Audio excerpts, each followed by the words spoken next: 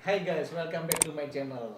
Kali ini di konten After Work saya akan ngobrol dengan yang namanya Ahmad Sibaweh. Jadi Ahmad Sibaweh ini adalah orang yang sudah saya kenal sejak 2016. Di mana Pak Ahmad ini posisinya di BP Lestari adalah sebagai kepala unit bisnis. Ya, dia dulu bekerja juga di mana Pak? BPR, Di BPR juga ya? di BPR Intidana. BPR Intidana ya, sekarang di BPR Lestari. Nah, saya pengen ngobrol-ngobrol dengan Pak Ahmad, tapi tidak dalam pekerjaan, tapi pengen ngobrol dari sisi lainnya Pak Ahmad, dari hobi, keluarga, dan yang lain-lainnya. Oke? Oke. Mau saya bahas apa nih? Nah, apa aja lah, bebas. Bahas target aja ya gimana? Sudah setiap hari makanan, Pak.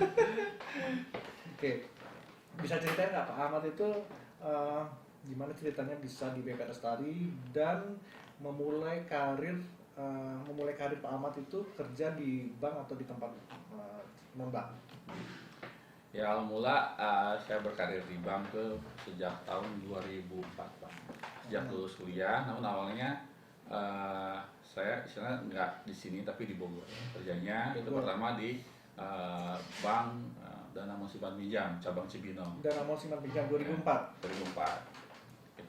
Itu istilahnya biasa jadi marketing Kredit marketing kredit ya, dana? marketing kredit ya.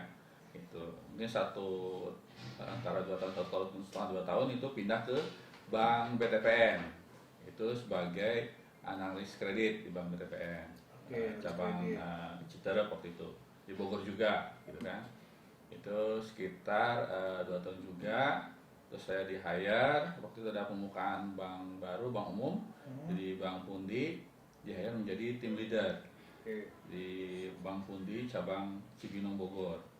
Dari situ saya membawahi tim ada 5 orang, semua marketing kredit. Ya, memang kita fokus waktu itu di kredit semuanya. Untuk pasar-pasarnya itu semua jenis usaha dan karyawan gitu kan. Produk sama kredit juga. Itu selama di Bank Pundi 4 tahun, cuma dalam karirnya sih ada progres. Sempat suruh pegang di bagian SME-nya juga untuk kredit menengah ke atas ya, misalnya untuk 500 juta ke atas. Dan setelah di tahun ketiga ada penawaran dari manajemen karena progresnya bagus, itu saya jadi branch manager di cabang Ciawi gitu. Nah, Tahun berapa itu? kalau jadi branch manager itu sekitar tahun 2015-an. Oke, terus setelah itu dari Pundi ke? Dari Pundi saya pindah ke Bank Intidana, BPR Intidana, cabang Cibinong. Jadi memang semua wilayah kerja saya itu di Cibinong dan Bogor dan sekitarnya lah Pak. Gitu. Jadi memang database dan home base kebetulan waktu itu saya juga di Bogor. Ya, jadi istilahnya udah mengenal lah karakteristik debitur maupun orang-orang di Bogor gitu. Itu tahun berapa tuh? Kalau itu tahun istilahnya yang di Intidana itu tahun 2010-an Pak. 2010. Ya, 2010. Tar dulu. Tadi 2000 berapa di itu? Di Pundi? Di Pundi kan 4 tahun Pak. Oke, di Pundi. Berarti di Pundi dulu atau Intidana dulu? Di Pundi dulu, baru Pundi ke tahun berapa Intidana. sampai tahun berapa? Pundi itu dari tahun 2015-an sampai 2006 sampai 2010-an. 2010, oke. Ya kan.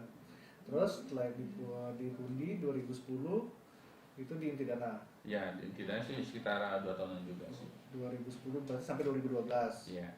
Nah, 2012 sampai 2016 di mana? 2000 itu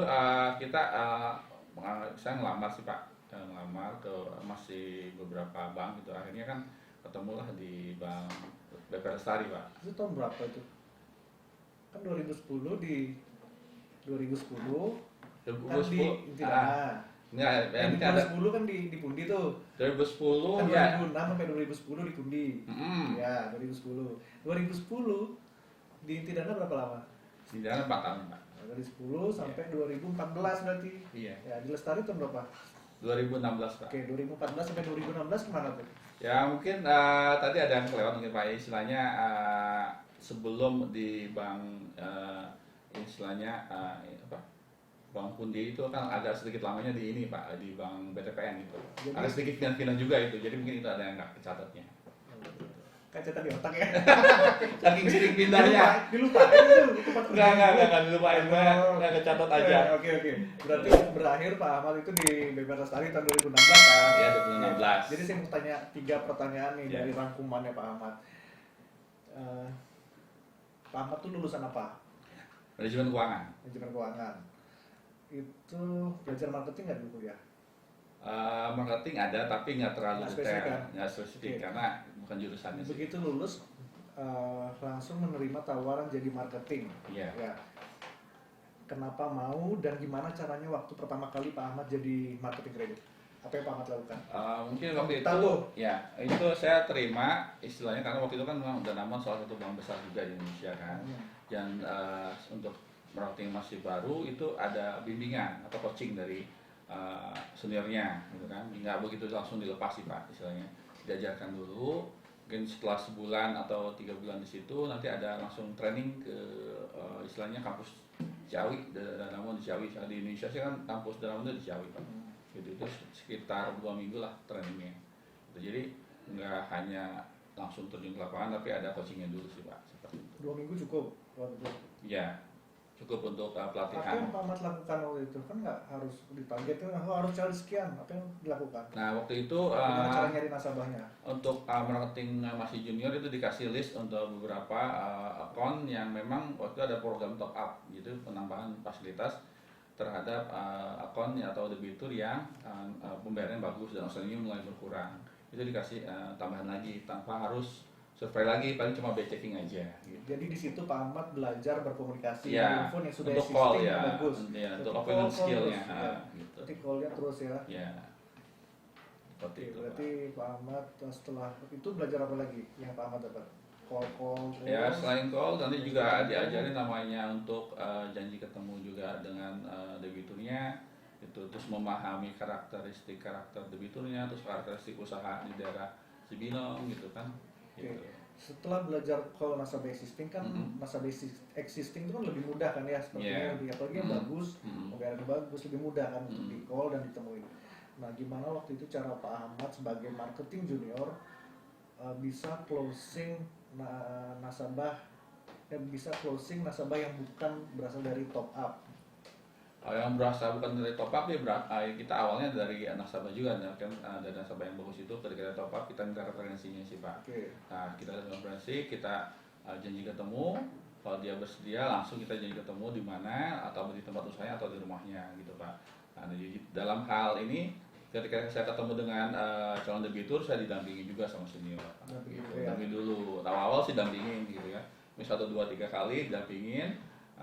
Nanti juga di situ saya dibantu closing juga sama senior. Setelah tahu cara-cara closing, kesininya langsung dilepas Pak gitu. Dan biasanya sih waktu itu ditargetkan setiap hari minimal kunjungan 10 Pak. Kunjungan 10 ya? Kalau kunjungan 10 berarti yang di call harus lebih dari 10 kan? Lebih gitu, udah dari 10 gitu. Berarti Pak Ahmad itu percaya bahwa pendekatan ke nasabah sistem itu penting untuk mendapatkan referensi. Ya. Setelah itu pertanyaan saya selanjutnya, gimana Pak Ahmad bisa berpikir untuk pindah dari bank umum ke BPR?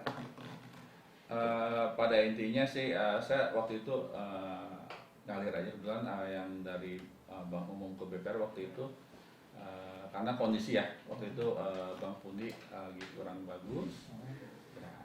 Istilahnya terus juga isu pengurangan karyawan makin banyak istilahnya, dan situasi kerja juga mulai nggak nyaman. Akhirnya sebelum kita diminta keluar, akhirnya kita cari tempat yang lebih baik Pak gitu ya. Kebetulan waktu itu saya jadi kepala cabang Bank Pidana cabang Bogor, dan istilahnya dan saya juga di situ juga berkontribusi. Memang waktu itu belum sampai dengan chip target, tapi minimal saya menurunkan NPL-nya.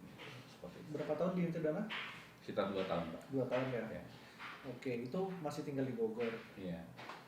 Waktu di Bank Pundi, nasabahnya juga di Bogor juga? Di Bogor juga.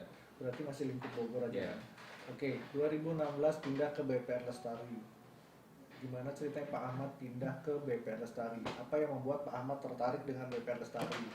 apakah di sana gajinya kurang atau jangka nggak ada lagi atau dan lain-lain apa? Waktu itu saya juga ditawarin sama teman di Cimiaga, Pak Ade Kristianto. Kebetulan dulu pernah bareng kerja di Bank Danamon juga. Beliau waktu itu megang area Bogor untuk Cimiaganya. Nah, saya silaturahmi dan ada informasi bahwa ada BPR yang sedang buka, BPR Lestari. Nah, saya iakan dan mereka kadang lagi butuh orang untuk di jabatan istilahnya kepala cabang di daerah Banten dan Bekasi. Nah, kalau mau ikut itu kan harus ngantar CV ya, akhirnya segera CV. Cuma dalam perjalanan saya juga lihat-lihat tentang BPR Lestari, ya apakah lebih baik dari BPR Intidana, gitu kan. Secara peringkat saya lihat sih jauh juga sih Pak. Gitu. Waktu itu mungkin BPR Lestari ada di posisi ketiga dan BPR Intidana secara nasional itu di posisi 28. Itu secara ranking aja udah lebih baik gitu Pak. Seperti itu. Kenapa berpikir pindah ke tempat yang lebih baik, tempat lebih baik? Kenapa Pak Ahmad tidak maksudnya nih, saya tetap di Intidana deh, saya membesarkan Intidana sampai di posisi nomor 3 juga atau bahkan nomor 1 juga. Kenapa malah pindah gitu? Pindah apa? Situasional juga sih Pak, itu pilihannya hidup. Kita harus cari yang lebih baik lah Pak, gitu ya. Mungkin kenapa saya cari BPR Lestari dari segi peringkat juga kan istilahnya lebih baik. Berarti di situ ada sesuatu yang bisa dipelajari lah Pak. Saya ambil ilmunya, kenapa Lestari itu bisa jadi BPR nomor 3 pas saat itu. Habis ilmunya, ntar ada nawarin lagi, pindah lagi ambil ilmunya. Enggak. Ini kan udah, apalagi sekarang udah nomor 2 nih Pak. Ya enggak juga sih Pak. Ada nomor 2 sekarang enggak. Berarti kan misalnya itu suatu prestasi lah gitu. Ya, jadi Pak Ahmad pindah ini pengen sesuatu yang baru, pengen mengembangkan diri Pak Ahmad gitu. Betul. Bukan maksudnya bukan pindah nyari yang baru, ntar dapat yang baru lagi pindah lagi tempat. Enggak sih Pak. Ya cari ya istilah tantangan yang lebih menantang dan itu bisa istilah mengeluarkan suatu potensi yang saya punya. Oke, 2016 di BPR Lestari ya kan, ngurusin kredit ya kan. Jadi saat ini 2021 sudah hampir 2019 udah hampir 5 tahun nih di sini. Iya, hampir 5 tahun. Ya. Pernah paling banyak pegang tim berapa? Terus ada nggak suatu kejadian yang saya tidak pernah sangka nih, wah kejadian nih di BPR Lestari, atau selama 5 tahun ini wah saya dapat ilmu nih di BPR Lestari nih, apa yang saya dapetin sih? Contoh dari manajemen karyawan atau sama hubungan dengan eksternal sama nasabah, apa yang Pak Ahmad dapetin? Yang saya dapetin banyak sih Pak. Satu aja maksudnya yang banyak, yang paling terkesan. Yang terkesan adalah tentang disiplinnya Pak. Disiplinnya BPR Lestari terhadap pekerjaan Pak. Gitu. Disiplinnya gimana? Dalam hari ini mereka sangat fokus ke core bisnisnya, di mana Lestari ini kita fokus di untuk pembiayaan developer atau developer perumahan atau istilahnya untuk bridging ataupun untuk akuisisi lahan.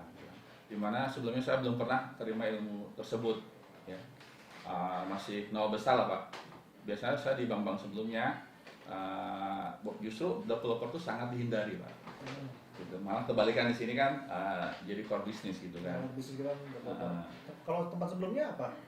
Tempat sebelumnya sih lebih cenderung pembiayaan kalau untuk Danamon untuk mikronya, kalau untuk bank di Bank Huni itu kan bank umum itu lebih cenderung ke istilahnya usaha kecil menengah, lebih 500 juta ke atas lah Pak. Gitu. Jadi mungkin plafonnya bisa lebih besar lah di sana gitu. Cuma kan tetap aja risikonya sama aja sih Pak. Kecil atau besar. Lanjut lagi di sini yang di BPR Lestari. BPR Lestari ini disiplin kerjanya Pak. Jadi dengan yang ada disiplin, akhirnya kan segala sesuatu bisa tercapai Pak. Itu mungkin dengan disiplin ini target yang ditargetkan untuk ada karyawan itu bisa tercapai dengan bersinerginya semua bagian, karena saking disiplinnya semua bersinergi akhirnya bisa tercapai. Saya rasa semua BPR itu pasti disiplin semua Pak. Saya pengen tahu dari Pak Ahmad nih, disiplinnya itu apa sih yang konkret, yang real gitu loh, yang terjadi di sini, yang bikin Pak Ahmad itu wah ini yang membedakan dari tempat yang lain. Di tempat yang lain itu selain disiplin, di sini juga dihargain tentang prestasi kerjanya Pak gitu. Di mana ada reward punishment-nya jelas gitu Pak. Istilahnya kalau kita ada prestasi dari hasil kerja kita itu sangat dihargai Pak. Gitu, seperti itu. disiplinnya apa dengan yang membedakan dengan tempat lain? Di tempat yang lain sih Pak, kadang kita udah mencapai target, kadang apa yang diucapkan itu tidak direalisasikan Pak dengan alasan A B C D gitu. Jadi akhirnya dicari-cari lah kelemahan kita apa gitu kan, faktornya inilah itulah gitu. Itu kan namanya komitmen perusahaan. Mm-mm. Bukan disiplin menurut saya sih. Iya. Nah kalau disiplin yang tadi Pak Ahmad bilang tuh di BPR Lestari ini disiplinnya apa sih membedakan dengan tempat lain? Bedanya adalah disiplin di sini itu apa yang kita omongkan, apa yang kita ucapkan harus sesuai dengan perbuatannya sih Pak, gitu kan. Kadang banyak orang bilang bisa disiplin tapi apa yang istilahnya BPR Lestari ajarkan kepada Pak Ahmad ya? ya Apa yang BPR Lestari ajarkan kepada Pak Ahmad tentang disiplin? tentang Definisi disiplin itu apa nih menurut Pak Ahmad? ya Bagi istilah Pak Ahmad definisi disiplin itu? disiplin di sini istilah kan misalkan kita kalau kerja masuk jam 7.45 Pak kalau di sini ya. Disiplin ya kan? Disiplin ya. Jadi sebelum jam dimulai ya kita harus sudah masuk di sini. Oke. Nah tujuannya kan supaya perusahaan tuh mendidik karyawannya itu istilahnya bisa prepare lah, jangan sampai ketika jam kerja benar jam 8 tempel udah mulai gitu. Jadi istilahnya nggak harus gerasa gerusuk gitu Pak istilahnya gitu. Jadi kita lebih prepare. Lestari itu disiplin dari jam kerja contohnya Ya, gitu. iya. Gitu yang saya bantu ya. Jadi disiplin di BPR Lestari Jabar itu bedanya dengan tempat lain. Kalau BPR Lestari Jabar itu semua karyawan jam 8 itu memang sudah mulai kerja, udah Iya, lagi, nggak ada yang masuk rias lagi. santai nggak ada. Udah ada ya. Jadi paling enggak jam 7.45 itu karyawan paling enggak harus sudah siap ya. Sudah siap, standby, udah menyiapkan diri. Apa yang sudah kerjakan jadi jam 8 udah tank udah masuk kerja gitu kan. Pulang juga tank jam 5 gitu. Kalau untuk pulang enggak juga Pak. Jadi istilahnya kan kalau untuk bagian operasional mungkin bisa seperti itu Pak. Tapi untuk di tim bisnis itu istilah jam kerjanya itu 24 jam Pak. Kadang-kadang kita pulang survei jam 12 malam. Operasional nggak bisa pulang juga nungguin setoran. Ya kalau itu akhir bulan atau akhir tahun Pak. Tapi kalau untuk kesehariannya kan kita kalau untuk awal bulan mungkin orang bisnis atau orang 4 jam, kredit. pernah ditelepon jam 2 pagi. Pernah juga Pak, pernah saya pergi juga jam 3 pagi pernah gitu istilahnya seperti itu. Oke. 2016 di Lestari tinggal di mana? Di Bogor. Ya di Bogor. Di Bogor itu bolak-balik terus tuh. Iya bolak-balik lumayan. Rontok dong badannya. Ya sedikit rontok kalau jarang olahraga itu Pak. Untuk Berapa tahun bolak-balik? bolak-balik ada sekitar 2 tahunan sih Pak. 2 tahunan ya. Iya. Oke. Jadi Pak Ahmad ini 2016 bergabung dengan Lestari. Pak Ahmad ini tinggalnya di Bogor. Jadi 2018 baru Pak Ahmad ini memutuskan keluarga pindah rumah dan menjual rumahnya di Bogor, membeli rumah di Bekasi. Gitu. Mantap, hebat sekali. Tepuk tangan dulu dong. Untuk memboyong keluarganya. Nah, gimana sih merayu istri, anak, memboyong untuk ke Bekasi? Kan biasanya ya istri itu susah kan, apa anak lagi, bukan susah karena nggak mau, mungkin karena mikirnya wah ini anaknya sekolah kasihan, pagi udah deket dengan tetangga gitu. Gimana Pak Ahmad bisa ngajak keluarga? Repotnya seperti apa? Ya, pertama sih saya kasih kesadaran sih Pak. Maksudnya dalam arti Sadarin tuh gini susah. enggak. Kesadaran gini, biar saya juga bisa kesadarannya dalam artian supaya saya itu bisa ketemu anak pagi-pagi gitu kan. Terus juga pada sore hari atau malam masih bisa ketemu anak juga. Jangan sampai kayak di Bogor waktu itu pergi anak masih tidur, pulang anak sudah tidur Pak. Itu memberikan penjelasan. Ya, gitu kan. Kesadaran. Ya kan kalau mereka nggak sadar kan Canda doang. itu juga pengertian lagi atau bukan kesadaran dalam artian kalau kita jarang ketemu kan akhirnya kualitas ketemu dengan keluarganya jarang Pak. Jadi istilahnya kedekatan antara saya dengan istri dengan anak mungkin jadi kurang juga. Juga faktor istilahnya capek juga kan ya. Juga istilahnya berisiko juga sampai waktu itu mungkin di tahun berapa ya 2019 awal atau akhir lagi saya kecelakaan kan Pak. Gara-gara saya naik motor dari Bogor ke Bekasi. Itu salah satu alasan kenapa saya harus pindah gitu kan. Lebih berisiko di jalan capek juga kan. Sampai rumah udah tidur. Iya. Mau program lagi anak kedua waktu itu kan nggak jadi Iya. kan? Setelah pindah, alhamdulillah jadi kan. Jadi Pak. Mudah-mudahan anaknya cowok ya. Amin. Saya USG sih cowok Pak. Bulan apa lahir? sekitar bulan April Pak, tanggal 3. Rencananya normal atau Normal Pak, karena normal? Masa anaknya nggak normal? Kalau saya mau tanya. lahirnya normal, Lahirnya hasilnya normal. normal, sempurna, benar Pak. Ya. Gitu. Jadi dari itu ya juga alasan yang paling pasti adalah ke istri saya bilang biar saya fokus juga kerja, juga untuk keluarga juga tidak terbengkalai saya kasih sayang orang tuanya ke anaknya gitu kan. Akhirnya kan memutuskan di Bekasi, juga ambil rumah di Bekasi. Ya, Itu off the record itu. Oke, berarti udah sampai perjalanan Pak Ahmad, udah sampai di sini dengan keluarga. Sampai sekarang udah mau lahiran anak kedua, jadi kan udah oke, perjalanan udah bagus. Begitu juga karir di BPPS Tari Jabar juga udah oke kan? Udah oke. Rencana pindah lagi nggak? kayaknya sih nggak Pak, di sini dulu Pak. Oh, Karena di udah sini fokus. dulu, berarti kalau di sini dulu berarti ntar akan pindah gitu. Kita ikutin arusnya dulu Pak nih, karena kan Berarti ini istilahnya sekarang nih belum yakin nih mau tanda tangan sekarang. Kita resign. gini Pak, istilahnya kita syukuri dulu apa adanya. Kita nggak tahu ke depan seperti apa. Yang pasti ya saya sih total di sini, Totalitas kerja ya, apapun Totalitas di terjadi sini, pokoknya apa harus terjadi, bekerja maksimal ya. mau pahit manisnya tetap saya di sini gitu Pak. Saya tetap karena saya udah ngomong juga ke keluarga, saya harus totalitas di sini. Dimanapun kita bekerja, kita harus totalitas. Ya, jangan iya aja. Semua lestarian sudah tahu kata jangan iya aja. Khusus lestarian yang tahu. Dan khusus tamat. Oke, setelah perjalanan karir sama keluarga, sekarang saya mau bahas hobinya Pak Ahmad. Hobinya apa sih? Hobinya saya olahraga pencaksilat Pak. Pencaksilat. Iya. Oke, coba bisa praktekin. Jangan lama nanti hancur ini ruangannya. Hancur ruangannya apa tangannya hancur?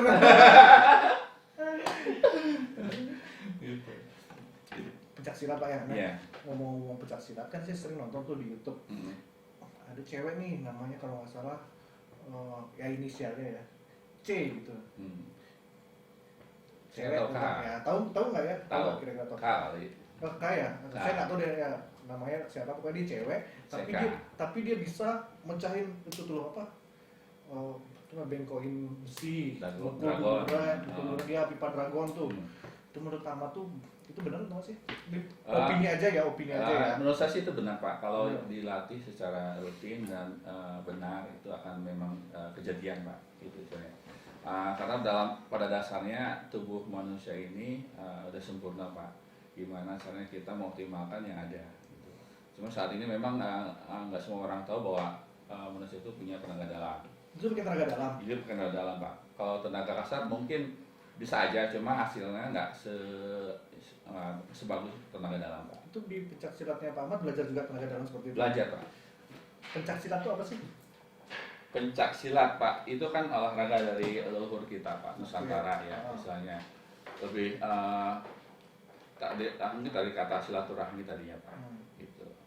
Jadi istilahnya dalam perkembangannya pencaksilat di Nusantara ini berbagai macam gitu, perguruannya sesuai dengan mungkin daerahnya masing-masing. Mungkin ada pencaksilat versinya orang Sunda seperti ini, orang Betawi mungkin gerakannya seperti ini. Pada dasarnya pencaksilat itu olahraganya agak sedikit licik Pak. Liciknya apa? Ya kalau dipukul, liciknya kalau kalau dipukul nggak mau kena Pak, tapi ya gitu. istilahnya Licik gitu dalam artian bagus ya. Iya, gitu dipukul nggak mau kena, tapi sekali pukul harus jatuh orang Pak, gitu istilahnya gitu. Jadi gerakannya sih lebih juga mempresentasikan istilahnya budaya di Nusantara ini Pak. Setiap daerah mungkin pencaksilat gerakannya beda-beda. Oke, berarti pencaksilat itu kan gerakan seni bela diri kan. Bela diri. Tapi kenapa ada tenaga dalam kayak mecahin seperti itu Pak? Mecahin bata, gunanya apa? Emang kita bertarung? Ini Kita salah bertarung satu gitu, mecahin ini bata. Pak untuk pembuktian hasil latihan kita Pak. Itu Benar atau pembuktian tidak aja ya? atau Ya apa? pembuktian juga. Ya kita juga mau ngelawan musuh kalau belum ada istilahnya pembuktian atau kesaksian benar enggaknya kan dari pembuktian tersebut gitu. Jangan ibarat gini, jangankan istilahnya orang benda keras pun itu bisa kita kalahkan gitu, sekeras itu gitu. Makanya kalau di silat tuh tidak hanya mengolah tenaga kasar tapi tenaga dalam. Karena kalau pukulan orang silat yang mempelajari tenaga dalam itu mungkin efeknya kadang tidak terlihat di luar Pak, gitu, kelihatannya di dalam gitu. Misalkan orang itu mukul ke orang tersebut gitu, tapi sasarannya bukan itu, bisa aja dikonsentrasikan. Saya mukul tangan pengen kena jantung bisa aja, gitu, yang rusak jantungnya, atau mukul tangan rusak paru-parunya bisa aja Pak. Perguruannya Pak Ahmad namanya apa? LTLM Pak. Kepanjangannya? Panjangannya terlalu agak ribet karena bahasa Lemurian sih agak susah nih Pak. Bahasa Lemurian. Bahasa apa bahasa Lemurian? Saya tahunya bahasa Kerta Indonesia. Bahasa Lemurian sebenarnya bahasa leluhur kita Pak, sebelum mungkin bahasa-bahasa yang ada sekarang Pak. Mungkin bahasa Palawa atau Sanskerta yang ada sekarang ini.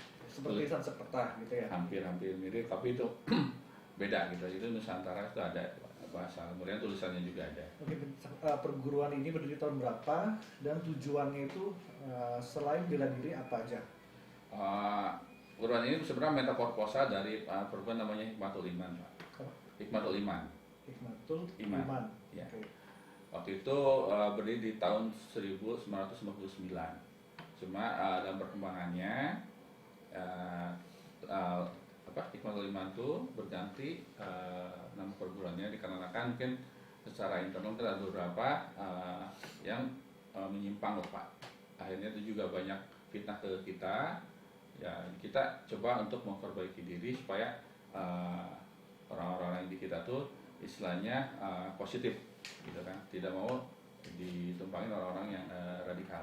Gitu. Akhirnya kita bermetaforposa menjadi LLM ini. LTLH ini. Nah, kegiatannya apa aja dan tujuannya itu apa sih LTLH-nya? Kegiatannya banyak sih Pak. Selain pencaksilat juga kita ada pengobatan gratis. Juga ada pengembangan teknologi terbarukan, seperti itu. Oke, berarti ada 3 ya, kegiatannya itu ya. Kegiatannya itu bela diri, setelah itu kesehatan, setelah itu teknologi. Oke, kalau bela diri saya udah paham. Itu ada jurus-jurus beberapa jurus kan ya, dan itu punya ciri khas sendiri ya. Si mandi lah, mana kan, apa namanya. Lalu untuk kesehatan ini apa yang Pak Ahmad pelajari?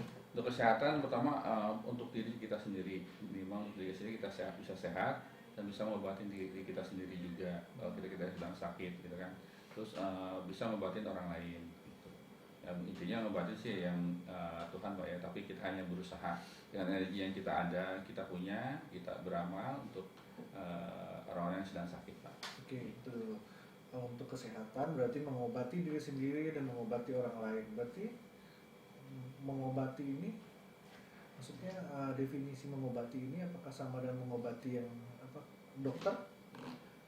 Bisa aja Pak, cuma kita nggak pakai istilahnya obat-obatan seperti dokter sih Pak. Cuma kita dengan energi yang kita punya, baik itu energi yang dalam maupun energi fisika. Berarti nggak berasuransi dong? Atau berasuransi dong? Nggak usah. Biasanya Pak Ahmad itu cara ngobatin diri sendiri itu kayak gimana? Bisa contohin nggak? Bisa sih Pak. Misalkan kita dulu posisi duduk biasa kita kan tangannya seperti ini Pak. Gitu kan. Salam minal adar kan seperti ini. Gitu. Kita fokuskan. Kira-kira ada bisa masih menerang atau enggak? Kita aturan napas perut, tarik hidung panjang, buang hidung sampai habis gitu aja, sampai berulang-ulang sampai merasa nyaman Pak. Gitu. Itu akan terasa nih hawa panas di perut, gitu kan. Nanti kita salurkan ke daerah yang sakit di mana kepala atau di punggung atau di dada. Gitu. Nah, kalau untuk istilahnya kalau sering melakukan olah nafas ini itu akan bagus untuk sistem peredaran darah. Kalau bawa panas dada salurkan lagi ke tempat itu ya. Nah, cara nyalurinnya itu mesti belajar lagi ya. Ya untuk awal-awal sih memang dibantu dengan beberapa gerakan itu dengan sedikit pengejangan. Gitu. Misalkan nafas dada, tarik dada, buang, sedikit pengejangan, tarik, buang. Jadi sampai terasa panasnya di telapak tangannya, gitu kan. Nah, untuk kembalikan supaya normal kembali untuk seluruhnya biasanya kita diakhirin di napas perut Pak, disimpan di perut. Gitu. Berarti Pak Ahmad ini kalau pusing nggak pernah minum obat ya, jarang ya? Oh kalau saya beda pacarannya dulu. mikir. Nah, ini nih kalau saya. Itu caranya Pak. Tapi ini nggak boleh serius-serius. Iya, bahaya Pak. Ini, Efeknya ya. sih jangka panjang. Tapi ini belum ada saya minum. Iya. Sudah stop, belum ada saya minum. Soalnya yang kemarin udah habis satu. Ya efeknya sih nggak sekarang efeknya jangka panjang kan ada residu. Ya, saya juga mau belajar ntar ajarin ya. Boleh Pak. Saya biasanya gitu Pak. Tidur Pak. Biasanya itu orang yang di terapi yang tidur Pak, saking nyamannya biasanya. Apalagi kalau lebih energi kita lebih akan tersedot oleh kalau kita ngobatin anak kecil Pak. Oke. Karena anak kecil tuh benar-benar lagi butuh energi banyak sih. Jadi kita kalau kita ngobatin mereka tuh benar-benar agak sedikit terkuras gitu. Jadi pelajaran yang kedua itu adalah pengobatan ya. Iya. Baik itu diri sendiri maupun untuk orang lain. Iya. Ya. Tapi itu dengan bantuan itu kan, tetap dengan bantuan minta kepada Tuhan Allah Iya. Subhanahu wa Taala kan. Ya dengan izinnya lah Pak. Izinnya, kan? Dengan izinnya sama pencipta. Yang ketiga, di perguruan Pak Ahmad itu belajar juga mengenai teknologi. Ya teknologi. Oke. Iya. Nggak usah banyak-banyak, salah satu aja deh teknologi yang hasil dari perguruannya Pak Ahmad. Ya, saat ini yang udah mungkin dipakai di masyarakat kita ke teknologi pertanian karena kita di negara kita negara agraris sih Pak ya. Mungkin program kita membuat istilah namanya pupuk organik Pak, namanya pupuk DZA. DZA. Ya DZA itu mungkin singkatan dari nama guru kita kan, Diki Zainal Arifin. Karena DZA ya, DZA. Zainal Arifin. Jadi nama guru Pak Ahmad itu Kang Diki. Iya, Zainal Zainal Arifin. Arifin gitu. Makanya pupuk ini organik dan ini udah di istilahnya sering mungkin komunitas kita itu namanya Granduna Patera, dia sering dia ngadain praktek bagaimana cara membuat pupuk organik tersebut gitu. Bapak sudah belajar. Mungkin nggak fokus di situ Pak kalau saya Pak. Kalau ini Bapak cenderung fokusnya di mana? di Pancasila sama kesehatan. Kesehatan ya. Ya. Yang paling pakai tuh pernah lihatin saya batu segitiga. Oh ya, ini ada juga. Ini salah satu yang dipakai di komunitas kita. Bisa lihat Ya, nggak, Pak? seperti ini. Ini lihatin nih. Nih, Ini nih. itu Ini berupa apa sih kalung. nih? Isinya nih? Ini itu rangkaian rangkaian listrik aja, maksudnya nah, ini kegunaannya untuk kesehatan sih Pak. Ya, supaya mungkin ini untuk hindarin energi negatif. Corona. Iya. Bisa untuk penangkal ya, COVID-19. COVID-19 bisa juga, penangkal juga untuk ilmu hitam yang ngirim ke kita, gitu kan tanpa kita sadari. Nah, ini penetralnya Pak. Gitu. Jadi biar mereka tuh ilmu hitam dilawan sama kayak listrik itu gimana Pak? Nggak nangkep saya. pada dasarnya kan kita ini sebagai penetralnya kan, energi negatif Pak. Ya, kan kita ini positif dan dinetralin dengan alat ini gitu Pak, seperti itu. Sebenarnya sih ini hanya untuk dipakai di komunitas gitu. Jadi dan ini harus dipakai oleh person per orang gitu. Kalau udah pakai yang itu ya udah jangan nggak bisa dipakai oleh orang lain. Itu menangkal energi negatif ya. Ya, gitu. Berarti kita nih positif. Buktinya kita tidak tertangkal. Kita positif berarti kan. Kalau diperjualbelikan Kak? Diperjualbelikan Kak. Diperjualbelikan mungkin langsung dengan guru utama kita, misalnya dengan guru kita gitu, bisa Kang Dijanapin yang di Bandung. Gitu. Pak saya pengen nanya satu lagi deh. Dua lagi deh. Yang pertama tentang Kang Diki. Nah, Kang Diki ini siapa sih? Kang Diki ini pendiri sebagai istilahnya Gala Jentra di istilah di kita atau guru utama istilahnya di Lentera ini. Mungkin Lentera ini istilahnya salah satu pilarnya gitu perguruan yang dimana nanti akan mengajarkan saat ini sih karena kondisi lagi COVID gitu kita mungkin latihannya secara Zoom Pak, bisa Online ya. online hingga ketemu karena untuk menghindari seperti itu. Kang Diki ya. Iya. Diki Zainal Arifin. Iya. Ntar fotonya tampilin aja deh ya, biar orang-orang juga pada tahu kan Kang Diki itu wajahnya seperti apa sih Kang Diki Iya. ya kan. Terus kalau pengen tahu Kang Diki juga bisa Ada di channel YouTube-nya Kang Diki Zainal Arifin ada. Bisa di YouTube Kang Diki. Iya, Zainal Arifin ada. Collabs kapan Pak? Collabs dong saya. Boleh nanti kalau Collabs suatu dong. waktu kita undang Pak Kang Dikinya. Bener ya? Gitu. Beliau sih orangnya ini humble juga sih. Oke, ntar dari di situ baru saya ntar lebih dalam lagi untuk Iya. ngobrol tentang ini Lentera. Ya. Mungkin bisa lebih detail lagi ya. Iya. Kalau Pak Ahmad kita cukup sampai Ini aja lah, permukaannya aja. Iya, cukup cerita tentang sisi lainnya Pak Ahmad di luar kerjaan. Iya. Ya kan? Saya pengen nih Pak Ahmad itu memberikan satu motivasi buat atau pegangan hidup Pak Ahmad atau apapun yang Pak Ahmad pegang selama hidup Pak Ahmad. Boleh. Ini untuk karyawan di Lestari ataupun untuk yang nonton. Baik. Mungkin ada sedikit kata-kata yang Tapi sebelum itu minum dulu deh. Oh iya, Tadi udah diminum ya? belum Pak, ini dikit lagi belum. Karena saya tawarin udah minum. Iya. Haus Pak. Kasih aja udah saya juga minum.